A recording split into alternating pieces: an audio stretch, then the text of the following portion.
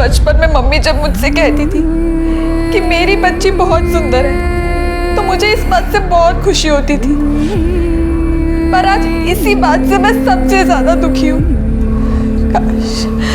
काश भगवान मुझे बदसूरत बना दे ताकि कोई मुझे देखना भी पसंद ना करे, या तो मेरे माँ बाप मुझे लौटा दे जिनके होते हुए मुझे जबरदस्ती छूना तो दूर, कोई घूर के भी ना देख सके।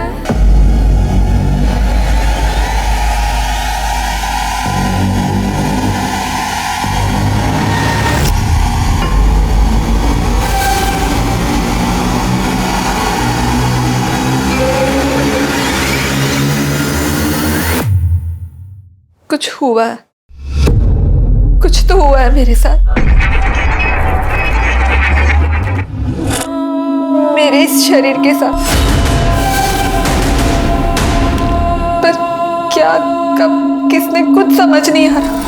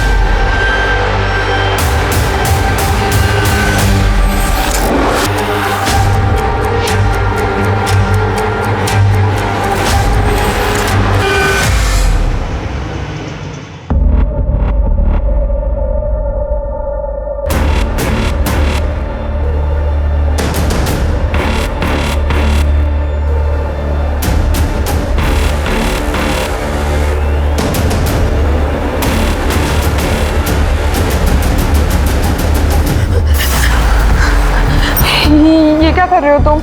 मुझे लगा कि तुम्हें ठंड लग रही होगी, इसलिए चादर दे रहा था।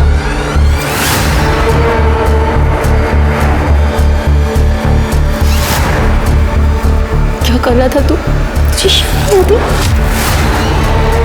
अरे तेरी बुआ की बेटी है वो, तेरी बहन है वो, और तू? अरे ऐसा कुछ नहीं है जैसा आप सोच रही हो।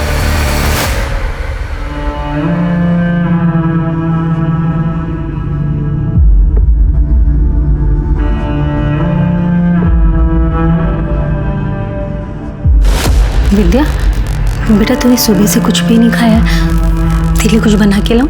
हाँ, कुछ तो खा ले बेटा।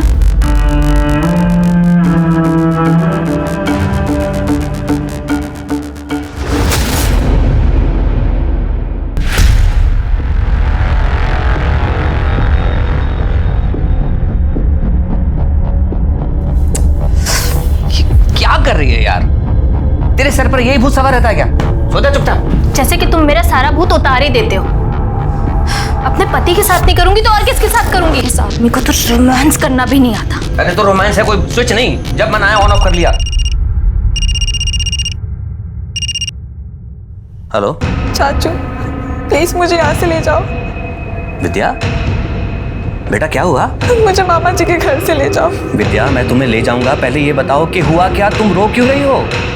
वो संतोष भैया ना बड़े गंदे घूरते रहते हैं और यहाँ वहाँ छूने की कोशिश करते हैं। क्या? चाचू प्लीज मुझे ले जाओ, मैं नहीं रह सकती यहाँ पे। बेटा आप डरो नहीं, मैं आपको कल लेने आ रहा हूँ। अभी आप चुप हो जाओ और सो जाओ। ठीक है चाचू।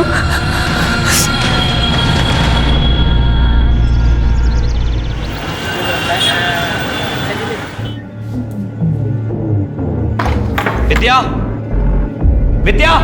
अरे अविनाश, आओ बैठो। सुमन, अविनाश जी आए, उनके लिए चाय पानी का इंतजाम करो।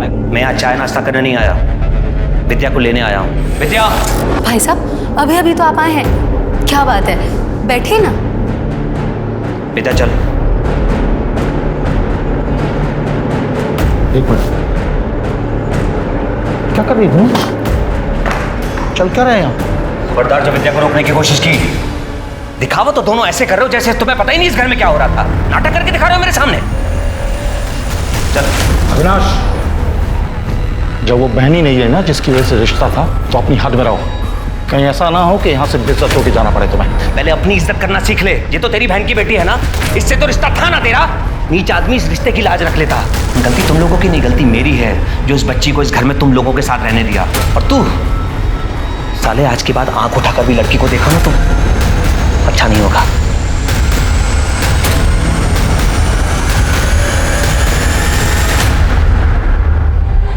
अच्छा हुआ अविनाश भाई साहब विद्या को यहाँ से लेकर चले गए। थोड़े दिन और रुकती तो पता नहीं इसके साथ क्या होता।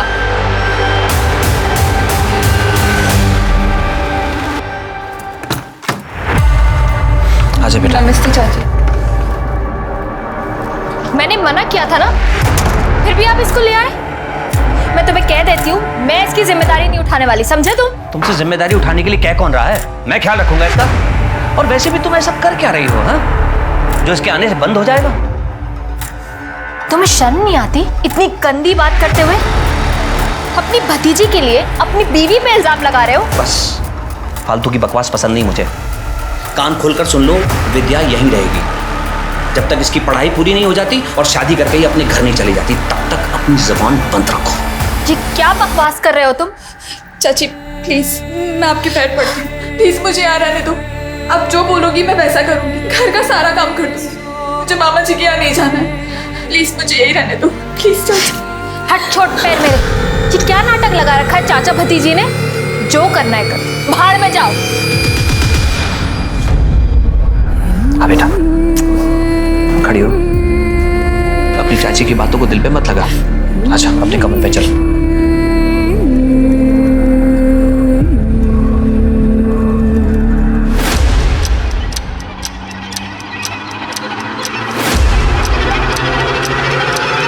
कुछ खो गया क्या? क्या ढूंढ रहे हो? नहीं, मैं घड़ी से पहने ही हुई है घड़ी। मैं बताऊं? लो बेटा। विद्या, हमने प्रिंसिपल से बात कर ली है। कल तुम्हारा 12th में एडमिशन हो जाएगा और परसों से तुम स्कूल जा सकती हो।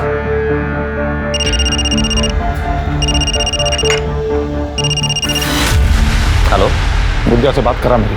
विद्या को तुमसे कोई बात नहीं करनी। देख, ज्यादा कलेक्टर बनने की कोशिश मत कर अविनाश। वो तेरी भतीजी है तो मेरी भांजी भी है। मामा उसका मैं। मामा नहीं साले, कंस मामा है तू। मुझे अच्छी तरह पता है तेरे घर में विद्या के साथ क्या हुआ। और कान खोलकर सुन ले, अब तुमने दोबारा परेशान करने की कोशिश की ना तो मैं पुलिस स्टेशन चला जाऊंगा तेरी कंप्लेन करने। और एक बात और, तुम लोगों का विद्या से कोई रिश्ता नहीं। रखो।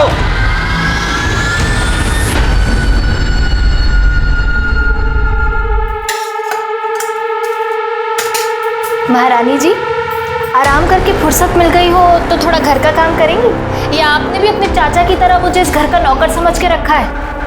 ये ले, चुपचाप ये खाना खा और ये सारे बर्तन मांज, समझी?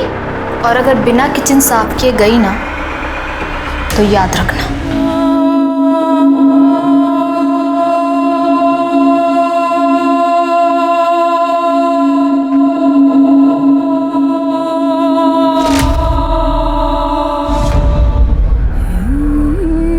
बेटा पहले आराम से खाना खा ले, उसके बाद पढ़ाई कर लेना।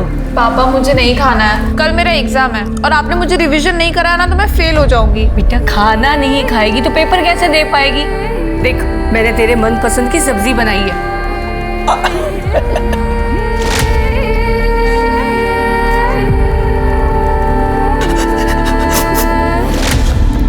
पापा मुझे हॉस्टल नहीं जाना है, मैं यहाँ पे भी तो रह के पढ़ सकती हूँ ना। बेटा बहुत बड़ा स्कूल है वो। अरे बड़ी सिफारिशों के बाद एडमिशन होता है वहाँ पर। और तू जानती है ना, तेरे एडमिशन पे मुझे कितनी अप्रोच लगानी पड़ी है। तू पैसों की चिंता मत कर, तू अपनी पढ़ाई की चिंता कर। गाँव की जमीन बेची है, पैसा है हमारे पास में। इकलौती बेटी है तू हमारी, जमीन नहीं भी बिकती ना।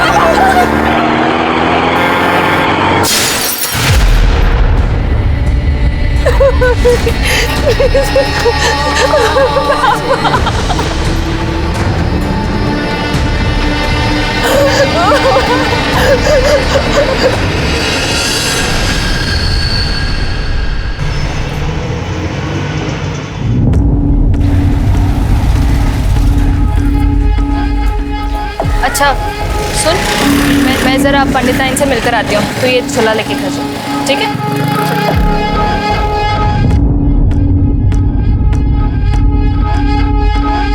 तो प्रसाद मैडम का बेटा है ना? तेरी मम्मी को जाके बताऊं कि बाहर आके तू क्या क्या हरकतें करता है? बता दीजिए, फिर हम भी बता देंगे कि हम मालती मैडम से कितना प्यार करते हैं। और प्यार करना कोई गुनाह थोड़ी ना है।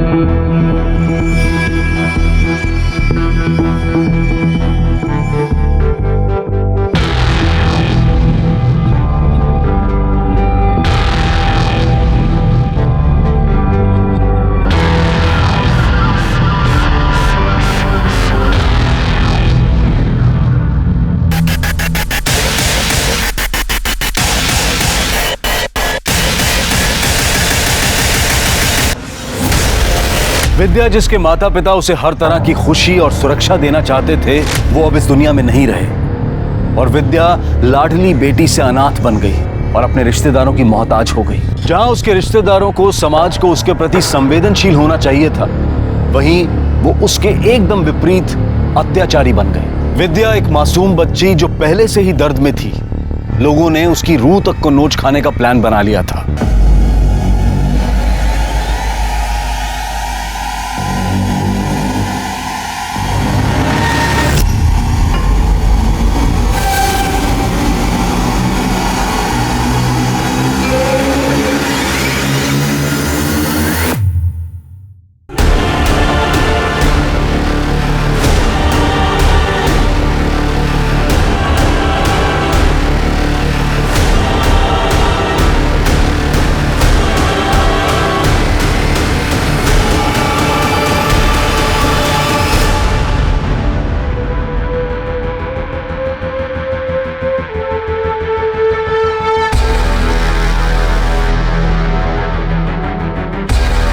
तो हुआ है मेरे साथ, मेरे इस शरीर के साथ, पर क्या, कब, किसने, कुछ समझ नहीं आया।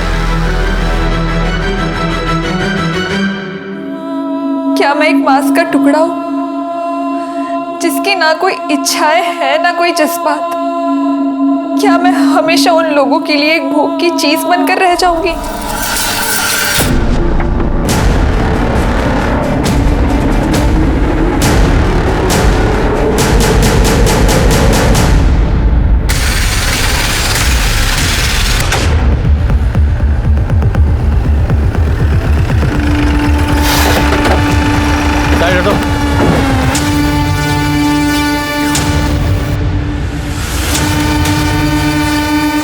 सर क्या लगता है, सुसाइड है? मिश्रा, इतनी जल्दी में क्यों हो? पहले आसपास चेक करो, छानबीन करो, देखो कुछ पता चलता है तो। बॉडी नीचे उतारो।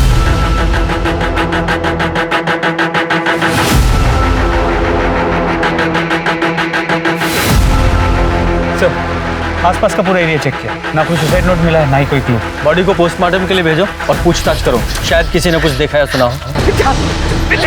चलो पीछे पीछे चलो। क्या हो गया है सर? विद्या!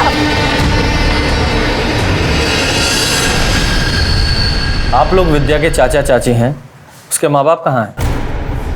सर 2 महीने पहले एक एक्सीडेंट में उनका देहांत हुआ।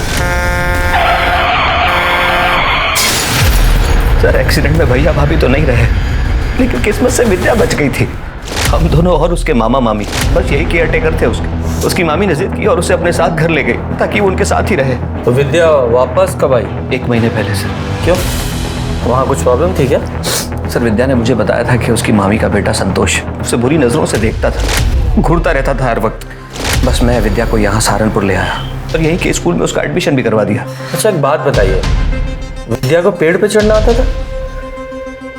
मुझे इस बारे में जानकारी नहीं। सर मैंने एक बार विद्या को छज्जे पर से कुछ सामान उतारने के लिए कहा था, पर वो बहुत डर रही थी। मैंने उसकी मदद भी करनी चाहिए उसे ऊपर चढ़ाने के लिए, पर वो नहीं चढ़ पाई।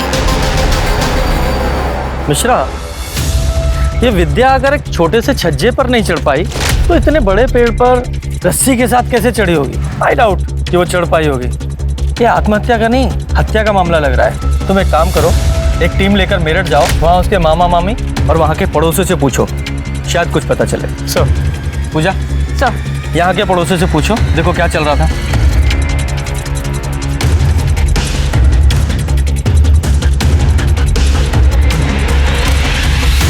विद्या को पेड़ से लटका के मार दिया गया है।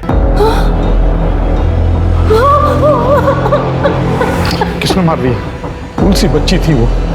बिना माँ बाप की बेटी को मारते हुए उसको तरस नहीं आया उसे? हो गया तुम लोगों का नाटक। अविनाश ने हमें सब कुछ बता दिया है। तेरे इस बेटे की बुरी नजर थी उस पे। नहीं, ऐसा कुछ नहीं था। बकवास कर रहा है वो अविनाश। अच्छा, इसलिए 1 महीने के अंदर यहाँ से अपने चाचा के घर वापस चली गई और वहां जाती 1 महीने के अंदर उसका मर्डर भी हो गया। कैसे? देखिए, ये अविनाश ना एक नंबर का कमीना आदमी है। किसी ने विद्या को हमारे खिलाफ भड़काया और जबरदस्ती उसको यहाँ से ले गया, और हम तो बेटी की तरह पालते थे उसको। असली कहानी है सर कि विद्या के बाप ने उसके नाम पे 25 लाख की प्रॉपर्टी की थी कि वो 18 साल की होगी वो तभी मिलेगी, और अभी कुछ महीनों में 18 साल की होने वाली थी वो, इसलिए वो उसको ले गया यहाँ से। वो घटिया से आदमी कुछ भी बोल रहा है और आप मान रहे हैं? सर 25 लाख रुपए का लालच महेश को था, मुझे नहीं। तभी तो वो विद्या को लेके चला गया। अगर मुझे लालच होता तो मैं जाने देता उसे। मैं उसका चाचा हूं सर, उसकी जिम्मेदारी और पहला हक मेरा बनता है। तो वो 25 लाख रुपए की प्रॉपर्टी किसको मिलेगी अब? भगवान जाने किसे मिलेगी। मेरे हिसाब से तो सर एक नई महाभारत शुरू होने वाली है यहाँ। जब अनाथ बच्ची को सहारे की जरूरत थी तब तो कोई सामने आया नहीं। अब देखिए आप, यहाँ के वहाँ के सारे रिश्तेदार आ जाएंगे पैसों के लिए बिलों से बाहर निकल कर। मेरी तरफ से तो कोई भी लेके जाए, मुझे कोई परवाह नहीं। मैं अपनी नौकरी से खुश भी हूँ और संतुष्ट भी, और मुझे किसी की प्रॉपर्टी में कोई इंटरेस्ट नहीं।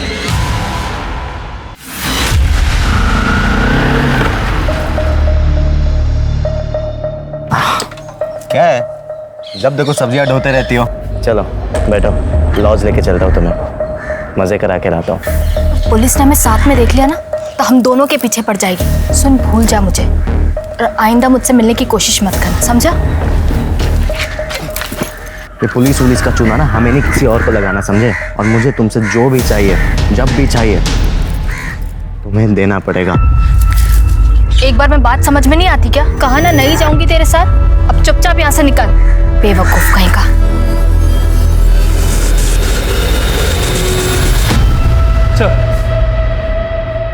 सर विद्या की पोस्टमार्टम रिपोर्ट, उसकी मौत दोपहर 1 से 3 बजे के बीच हुई है, गला घुटने की वजह से।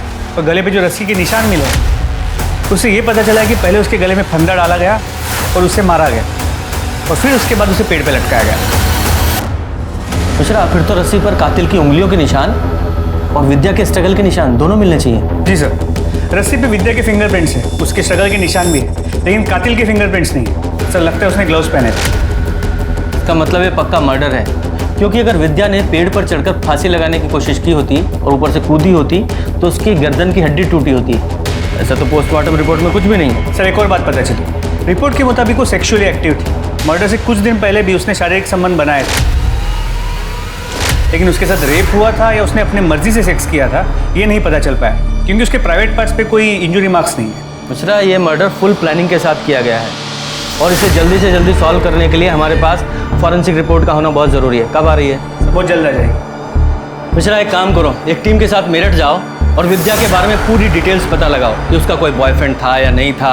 अगर कोई बॉयफ्रेंड नहीं था तो कोई ऐसा आदमी जिसकी नज़र उस अनाथ और अकेली लड़की पर थी, क्योंकि अविनाश के बयान के मुताबिक उसके मामा का लड़का संतोष, उसकी विद्या पर गंदी नज़र थी। तब तक हम यहाँ अविनाश के साथ पूछताछ करते हैं, क्योंकि पोस्टमार्टम रिपोर्ट के मुताबिक मरने के 4-5 दिन पहले विद्या के साथ सेक्स हुआ था, तो हो सकता है वो आदमी यही हो जिसने उसके साथ ये सब किया। सर वैसे मरे हुए इंसान के बारे में बुरा नहीं बोलना चाहिए, पर सर विद्या की चाल चलन ठीक नहीं थी। वो सर मोहल्ले के हर जवान लड़के पर डोरे डालती थी। सर पता नहीं क्या जादू करती थी कि सारे जवान लड़के उसके पीछे घूमने लगते थे।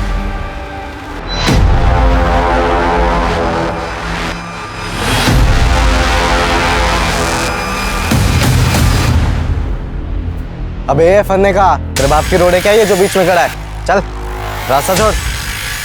सुनाई नहीं देता क्या? देखो हैं बे, तेरे से बात कर रहा हूँ। तेरे कानपुर में हड़ताल है क्या?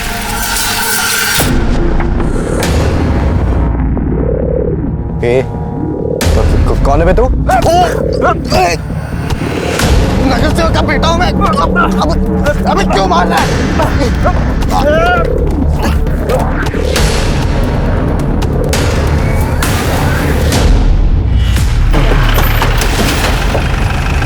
एक मिनट। आप प्रिया हैं? PSI Mishra, Saharanpur police station. आप विद्या को जानती है ना, महेश की भांजी? देखिए, वैसे भी हमें पता चला था कि विद्या जब तक यहाँ थी आपकी बहुत अच्छी दोस्त थी, आप लोग अक्सर मिलते जुलते थे। क्या आप बता सकते कि विद्या कैसी लड़की थी? मतलब उसका कोई बॉयफ्रेंड था या कोई ऐसा था जो उसे परेशान करता था?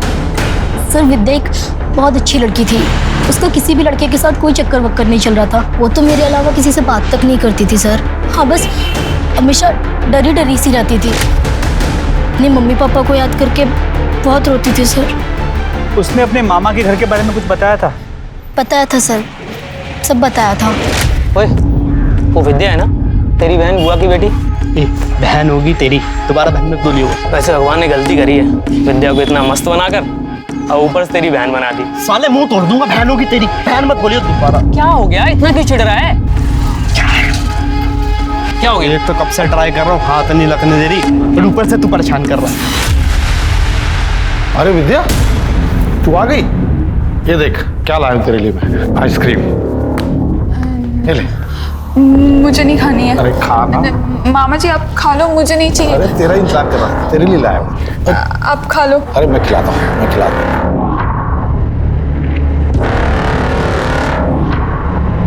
मामी ने मुझे काम के लिए बोला था, मैं जा रही हूँ।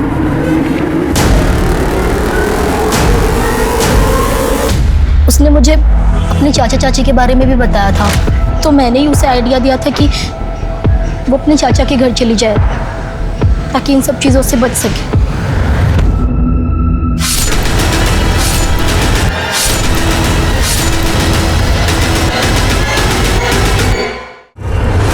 मतलब विद्या के बारे में दो तरह की इन्फॉर्मेशन सामने आ रही है। एक कि वो सीधी सादी और डरी सहमी लड़की थी, और दूसरा इसका उल्टा कि उसका कैरेक्टर खराब था, जो कि हो सकता है किसी का पर्सनल ओपिनियन।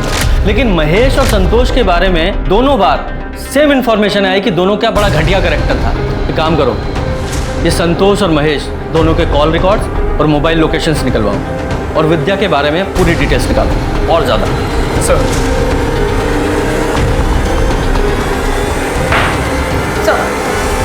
अविनाश सिसोदिया के पड़ोसियों से पता चला है कि मालती विद्या को बिल्कुल पसंद नहीं करती। इनफैक्ट वो उसे अपने घर पर भी नहीं रखना चाहती थी, लेकिन अविनाश ने उसे जबरदस्ती अपने घर पर रखा था सर। पूजा, लेकिन इतनी इन्फॉर्मेशन काफ़ी नहीं है। इस मालती के बारे में और डिटेल्स निकालो। ये पता करो कि मालती विद्या को अपने घर से निकालने के लिए किस हद तक जा सकती है, और ये भी पता करो कि विद्या के शारीरिक संबंधों के बारे में उसके चाचा चाची को कितना पता था भी या नहीं। मैडम, ये क्या कह रही हैं आप? ऐसा नहीं हो सकता, विद्या ऐसी लड़की थी ही नहीं। ऐसा हम नहीं, विद्या की पोस्टमार्टम रिपोर्ट कह रही है। विद्या को कोई बॉयफ्रेंड, कोई अफेयर वगैरह? मुझे क्या देख रहे हो? मुझे क्या पता स्कूल जाने के नाम पे क्या क्या करती थी। बताओ, 1 महीना भी नहीं हुआ और क्या क्या सुनने को मिल रहा है। पता नहीं मेरठ में भी क्या क्या गुल खिला के आई होगी। मुझे तो शुरुआत से ही लगता था, शक्ल से जितनी सीधी लगती है ना, अंदर से उतनी घुन्नी होगी। ठीक है, फिलहाल हम जा रहे हैं, जरूरत पड़ने पे दोबारा आएंगे। नजर रखो इस मालती पे। विद्या का तो पता नहीं, लेकिन ये मालती ना शक्ल से सीधी है ना हरकतों से। बहुत कुछ छुपा रही है ये औरत। सर विद्या की फोरेंसिक रिपोर्ट से पता चला है कि उसके पेट में और खून में केमिकल के ट्रेसेस मिले। सर ये केमिकल खास तरह की जड़ी बूटी में पाया जाता है। इसका स्वाद मीठा होता है और अगर किसी को बिना बताए खिलाया जाए उसे पता भी नहीं चलेगा। और सर सबसे बड़ी बात, इसे खाते ही आदमी कुछ ही वक्त में बेहोश हो जाता है। इसका मतलब ये भी हो सकता है कि विद्या के कैरेक्टर के बारे में जो भी कहानी सुनाई जा रही है वो पुलिस को जानबूझकर गुमराह करने के लिए सुनाई जा रही है। हो सकता है यही केमिकल देकर उसको पहले बेहोश किया गया, फिर उसके साथ रेप किया गया, तभी विद्या के शरीर पर कोई स्ट्रगल के निशान नहीं मिले। एक काम करो, मेरठ और सहारनपुर के जितने भी ये जड़ी बूटी बेचने वाले ना, इनसे पता करो, हो सकता है कोई क्लू मिले। सर टावर लोकेशंस के हिसाब से जिस दिन विद्या की मौत हुई थी उस दिन संतोष और महेश दोनों सहारनपुर के गोविंदपुर में मौजूद थे। तो हो सकता है इन दोनों ने ही इस विद्या का मर्डर किया हो। उठाओ सालों को।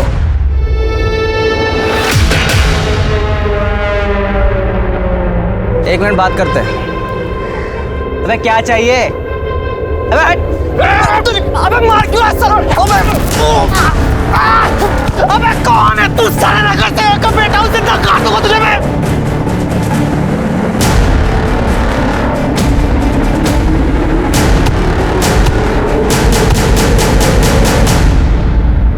मेरे दोनों बच्चों पर जानलेवा हमला हुआ और अभी तक आपने किसी को अरेस्ट नहीं किया। लगता है आप लोगों को आपकी नौकरी प्यारी नहीं। मैम 2 मिनट शांत रहेंगी आप? तो डिटेल में बताओ क्या हुआ था तुम्हारे साथ? सर मैं रोड पे जा रहा था, तब ये चेहरा ढका हुआ आदमी मेरे सामने आया और मुझे मारने लगा। सर कौन है वो आदमी जिसने इन दोनों भाइयों को जान से मारने की कोशिश की और क्यों?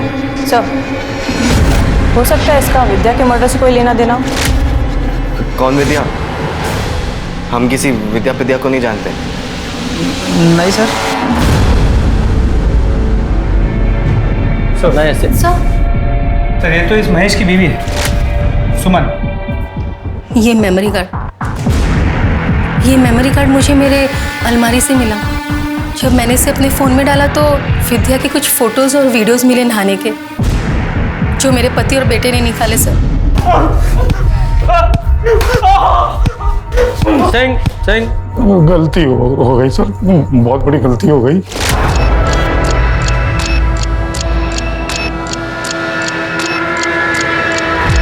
ये क्या करें आप? पता नहीं, नेटवर्क नहीं मिल रहा है। क्या हुआ? समझती हूँ मैं। अरे भांजी है आपकी सर की बहन की बेटी, आपको शर्म नहीं आती ये सब करते हुए?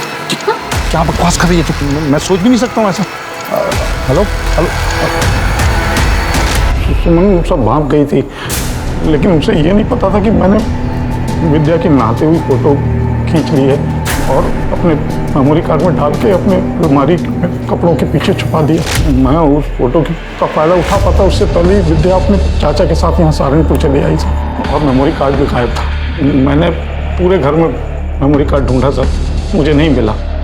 मैंने विद्या से बहुत बार पूछा, लेकिन उसने मना कर दिया कि उसके पास मेमोरी कार्ड नहीं है। विद्या, उन्हें अलमारी से मेरा मेमोरी कार्ड चुराया ना? निकाल। नहीं मामा जी, मुझे कोई मेमोरी कार्ड नहीं पता। प्यार से बोले, तुझको समझ नहीं आ रहा? कार्ड निकाल। मुझे नहीं पता मेमोरी कार्ड, सही में मुझे नहीं पता। तेरी वजह से कोई प्रॉब्लम हुई ना तो जान से मार दूंगा तुझे। उसे डरा धमका के हम लोग वापस मेरठ चले आए। वापस चला गया? झूठ बोलता है। विद्या को डरा धमका कर वापस गया था या मर्डर करके? नहीं सर, हमने किसी को नहीं मारा है सर। तो फिर ये इसने क्या?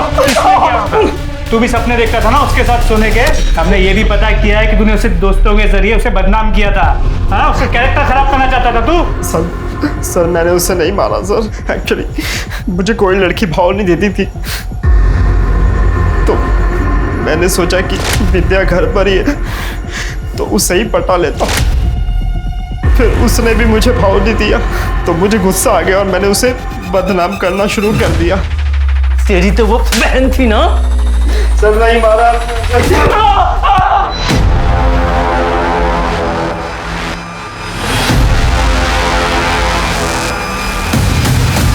क्या बे, रास्ता क्यों रुका? चल हट, जाने दे। ए, मालती को जानता है तू? हाँ, क्या बात कर रहा था उससे? तेरे को क्यों बताऊं?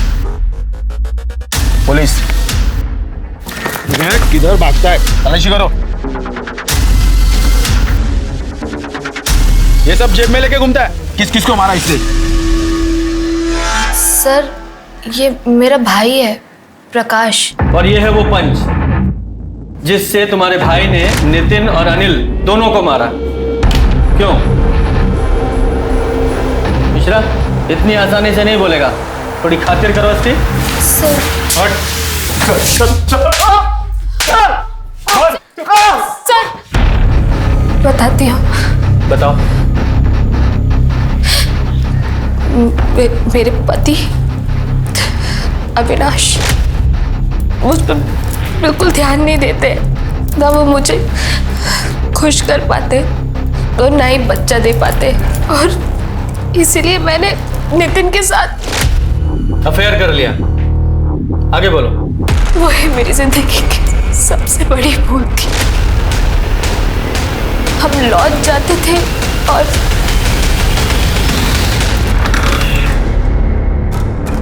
तुम लाल परी लग रही हो बिल्कुल। तुम यहाँ क्या कर रहे हो? बेडरूम बढ़िया है। किसी ने देख लिया तो प्रॉब्लम हो जाएगी। तुम अभी निकलो, मैं तुम्हें बाहर छोड़ कर आती हूँ। अरे इतनी क्या जल्दी है? आज तुम्हें आपके लिए कैसी डील लाया हो जो सुन के आप नाक से लगोगे। मतलब आज तुम्हें खुश मैं नहीं, मेरा भाई अनिल करेगा। तुम्हारा दिमाग खराब हो गया है क्या? मैं कोई अरे हाँ, मुझे पता है कि तुम वैसे टाइप की औरत नहीं हो। तुम अभी इसी वक्त यहाँ से बाहर निकलो, और तुम्हारे मेरे बीच में जो कुछ भी था ना वो अभी इसी वक्त खत्म। अपनी शक्ल भी मत दिखाना मुझे। चलो निकलो यहाँ से। अरे अरे ठीक है, शक्ल नहीं दिखा सकते ना। ये वीडियो तो दिखा सकते हैं ना। मुझे लगा एक बार की बात है और फिर वो मुझे परेशान करना बंद कर देगा, लेकिन नहीं, वो मुझे हर दूसरे दिन ब्लैकमेल करने लगा और फिर तो उसने हद ही कर दी। मैं नितिन की ब्लैकमेलिंग से परेशान हो गई थी सर। अभी तक तो मेरे पति को सिर्फ शक था, लेकिन अगर उन्हें पता चल जाता तो वो मुझे घर से निकाल देते। उन्होंने विद्या को भी मुझ पर नजर रखने को कहा था। एक दिन थक हार के मैंने सब कुछ अपने भाई को बता दिया और उससे ये सब सुन के बहुत गुस्सा आया और इसने उन दोनों भाइयों को बहुत मारा। एक गलती को छुपाने के लिए तुमने दूसरी गलती की, यानी कि दोनों भाइयों को अपने इस भाई से पिटवाया। तुम्हें ये करने के बजाय पुलिस के पास आना चाहिए था। खैर, ये बताओ, विद्या को तुम्हारे इन सब चक्करों के बारे में पता था? बोल। एक बार उसने हम दोनों को लॉज से बाहर निकलते हुए देख लिया था।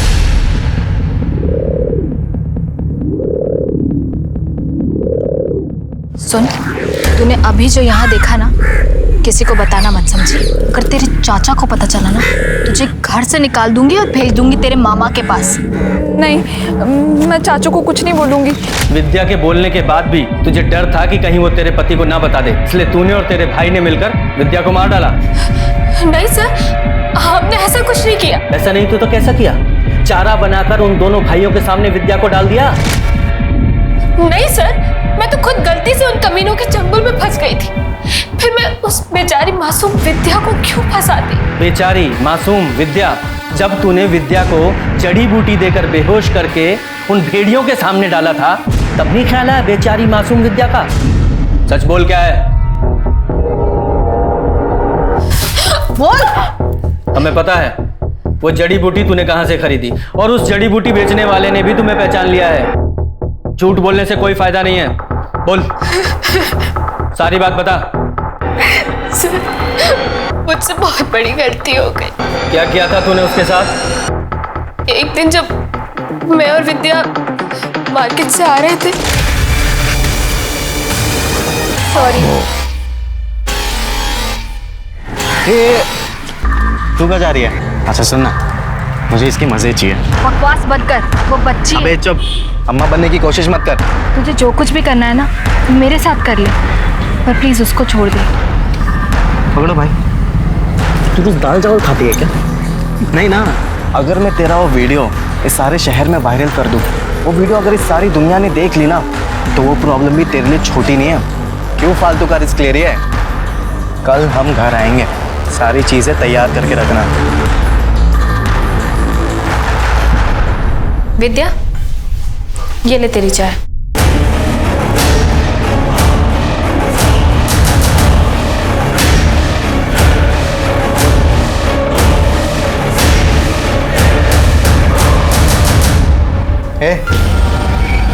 तुम कहाँ जा रही हो? चुपचाप से यहीं पर खड़ी रहो। कभी कभी देखने में भी ना बहुत मजा आता है।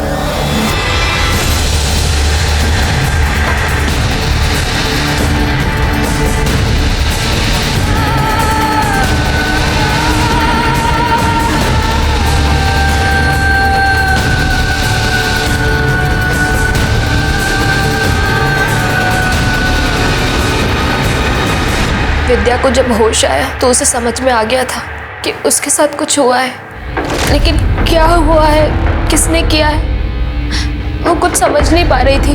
उसने मुझसे पूछा भी, पर मैंने उसे कुछ नहीं बताया। उसके बाद भी नितिन और उसका भाई हमारे घर कई बार आए और विद्या के साथ जबरदस्ती की। सर उसके कुछ दिन बाद विद्या का मर्डर हो गया, पर सर उसके मर्डर में मेरे और मेरे भाई का कोई हाथ नहीं। मैं सच कह रही हूँ, हमने कुछ नहीं किया सर। तुझे पता भी है तूने किया क्या है? तेरी वजह से एक अनाथ मासूम बच्ची की जिंदगी बर्बाद हो गई। मिश्रा, ये नितिन, उसके भाई और उसके दोस्तों को ब्लैकमेलिंग और रेप के चार्ज में अरेस्ट करो और साथ में इन दोनों को भी अंदर डालो। हम अपने रिश्तेदारों से प्यार और भरोसे की उम्मीद रखते हैं, पर मुझे क्या मिला? सिर्फ विश्वासघात। मेरे इस शरीर को दरिंदों के सामने मांस के टुकड़े की तरह फेंका गया, जैसे मैं कोई इंसान नहीं, हवस बुझाने वाली एक चीज हूँ। मैं कुछ नहीं किया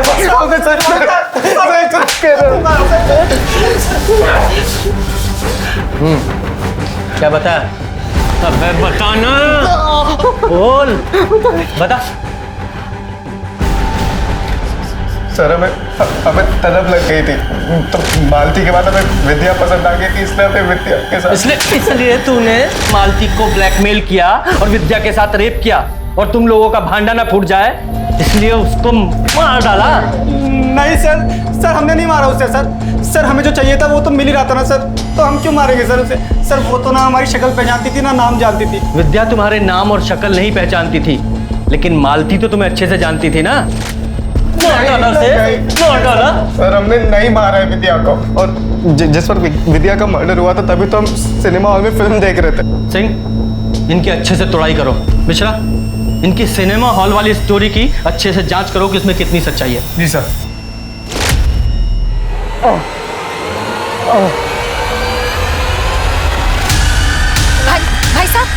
भाई साहब क्या हुआ आपको? तो बहुत खून निकल रहा है। आप घबराइए मत, मैं किसी को बुला के लेकर आता हूँ अस्पताल ले जाने के लिए। गणेश क्या? गणेश के? अरे ये तो मर गया।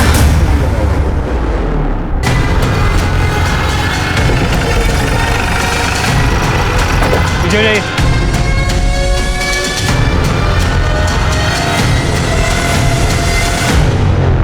जरा आसपास चेक करो। सर लगता है चाकू मारा गया है। मिश्रा, जरा जेबी चेक करो।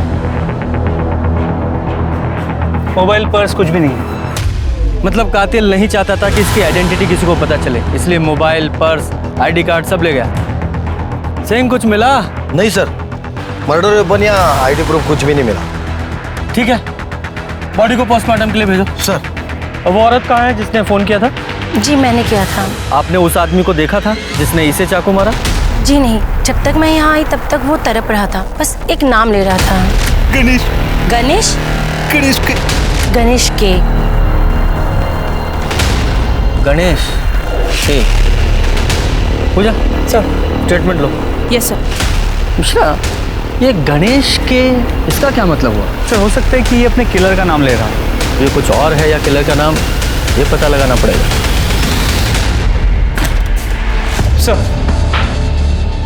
सर अनिल और नितिन सच कह रहे हैं। सिनेमा हॉल की सीसीटीवी से कंफर्म हुआ है कि जिस वक्त विद्या का मर्डर हुआ था वो दोनों सिनेमा हॉल में थे। अगर इन दोनों ने भी विद्या का मर्डर नहीं किया, फिर कौन है जिसने उसका मर्डर किया? सर, जिस आदमी की हमें डेड बॉडी मिली थी उसके फोटोज मैंने अपलोड किए अपने साइट पे। जानकारी मिली है सर। उस आदमी का नाम बाबू गुजर है सर। सर बाबू गुजर हिस्ट्री शीटर था। गौर करने वाली बात यह है कि विद्या के माता पिता का 3 महीने पहले जिस ट्रक एक्सीडेंट में मौत हुआ था उसका ड्राइवर बाबू गुजर था।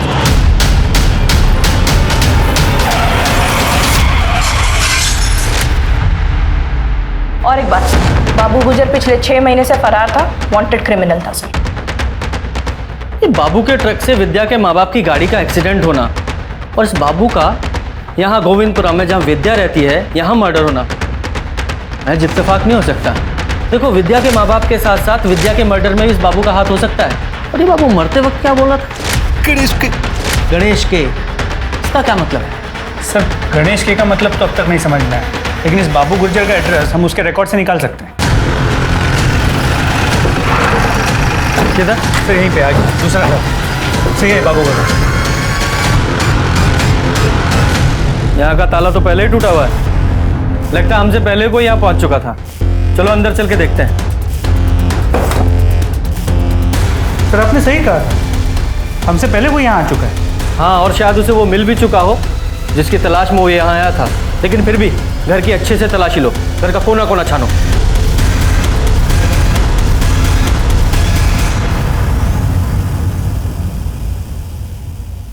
गणेश के गणेश के गणेश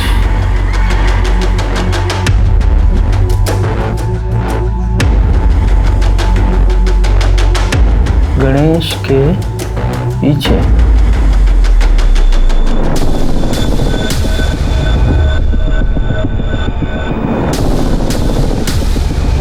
सर ये तो स्पाई कैम है, कैमरा है, इसे वीडियोस रिकॉर्ड होते हैं। सर कहीं बाबू मरने से पहले इस पेन के बारे में तो नहीं बताना चाहता था? हो सकता है कातिल ने इसी की तलाश में इस घर की यह हालत की है और इसी में कुछ ऐसा रिकॉर्ड है जिसकी वजह से बाबू की जान गई।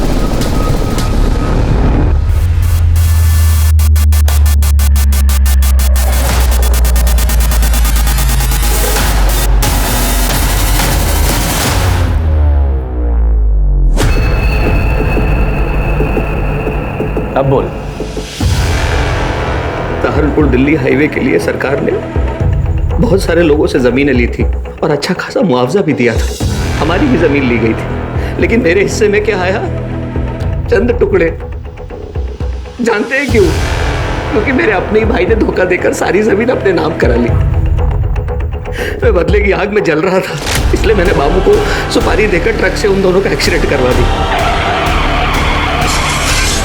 मैंने बाबू से कहा था कि कोई भी जिंदा नहीं बचना चाहिए, लेकिन उस एक्सीडेंट में विद्या बच गई। उसके जिंदा बचने से ना मुझे पैसा मिला और ना प्रॉपर्टी, और ऊपर से बाबू रोज पैसों के लिए तकादा कर रहा था। मेरे घर के आसपास घूमने लगा, मंडराने लगा। मैं डर गया कि अगर मैंने बाबू को पैसे नहीं दिए तो वो पुलिस के सामने अपनी जुबान खोल देगा। तभी विद्या का कॉल आया, मुझे कहने लगी कि मामा के यहाँ से ले जाओ। तभी मुझे एक प्लान आया। मैंने बाबू से बात की और 1 महीने की मोहलत और ले ली। मैंने सोचा इस 1 महीने में विद्या को भी ठिकाने लगा दूंगा और 25 लाख रुपए और प्रॉपर्टी अपने नाम करा सकूं। पर एक दिन जब विद्या स्कूल से आ रही थी, मैंने सारी तैयारी पहले से ही करके रखी थी। तो मैंने एक फंदा बना के उसके गले में उसका गला घोट दिया। सब कुछ प्लान के मुताबिक चल रहा था, लेकिन पता नहीं बाबू गोविंदपुरी में उस दिन कहाँ से आके टपक पड़ा। वो खींच के बांध दिया ताकि सबको लगे कि एक सुसाइड है। बाबू मुझे धमकी देने लगा कि उसके पास मेरे खिलाफ सबूत है। अगर मैंने सुपारी की रकम के अलावा 10 लाख रुपए और नहीं दिए तो वो सारे सबूत पुलिस को दे देगा। कहाँ से देता मैं उसे पैसे?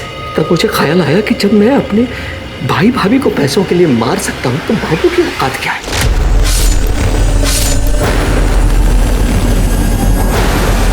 बाबू तो मर गया, लेकिन सबूत भी तो मिटाना जरूरी था। इसलिए मैं बाबू के घर गया, ताला तोड़ा, पूरे घर की तलाशी ली, लेकिन सबूत नहीं मिला मुझे। तुझे वो सबूत इसलिए नहीं मिला क्योंकि वो सबूत पुलिस को मिलना था। हम ये तो सोच सकते थे कि विद्या का कातिल एक न एक दिन पकड़ा जाएगा, पर कभी ये नहीं सोचा था कि एक ही परिवार के, एक ही खानदान के इतने सारे लोग एक साथ कमीने होंगे जो उस बच्ची पर तरस नहीं खाएंगे, बल्कि उसका किसी न किसी तरह फायदा उठाना चाहेंगे। चढ़ो सारी जिंदगी जेल में।